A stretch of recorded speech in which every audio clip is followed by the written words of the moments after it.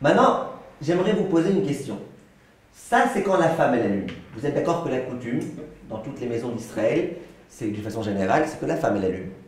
Donc la femme, elle allume. La coutume, c'est quoi? Une femme a allumé, elle a reçu Shabbat sur elle. Et les autres, ils n'ont pas reçu. Viennent les poskim, aussi bien Ashkenaz que les Sfaradim qui disent qu'en général on reçoit Shabbat par l'allumage, et ils disent, et si c'est l'homme qui allume? Donc l'homme qui allume, ça peut être parce que sa femme elle est fatiguée, elle ne peut pas allumer, c'est assez rare, hein, mais bon. Ça peut être parce que la femme, elle est à l'hôpital, elle vient d'accoucher et que c'est le mari qui est à la maison, ça peut être n'importe quel cas, ou alors le mari il était à l'hôtel, je ne sais pas, n'importe quel cas où le mari doit allumer. Ok? Donc le mari, il allume avec bracha, un homme allume avec bracha. Est-ce qu'il a reçu sur lui l'allumage? Ok, que les autres ils n'ont pas reçu, on a compris. Mais est-ce que lui, il a reçu sur lui l'allumage ou pas? Chavod? Ça dépend si l'âge qu'il a sous Farah déjà. Ça veut dire quoi? Alors, il y en a qui disent que oui, il y en a qui disent que non. Il n'y a pas marqué que le statut de la femme est différent de celui de l'homme quand il allume. C'est la question. Est-ce que c'est différent ou pas? En vous, vous dites non. Bah oui, c'est différent. Que quoi? Il va faire quand il y aura Baréfou. Ouais. Très bien. Je vais vous dire, le Chafetz Chaim, il dit, le Ben Ishraï aussi, et tous les autres poskim, ils disent les choses suivantes. Ils disent, vous avez remarqué que le terme qu'il a employé, le Rama, pour dire la coutume, c'est que la femme qui a allumé, elle a reçu et pas les autres, c'est le terme Nohagin. Nohagin, ça vient du terme Minhag. Minhag, c'est quoi? Une coutume.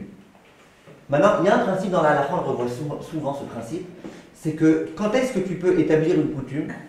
Quand il y a une coutume qui est répandue.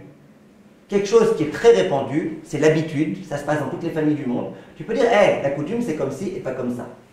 Mais quelque chose qui est très très rare, qui se passe quasiment jamais, ça se passe un cas sur 1 million.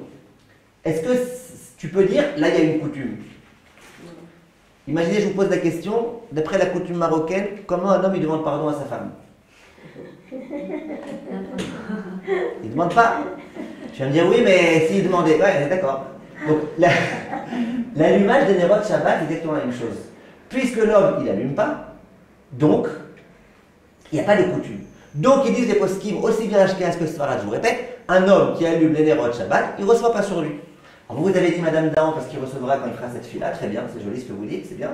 Mais en tous les cas, pas que pour ça. Pas que parce que de toute façon, lui, il aura une autre échéance.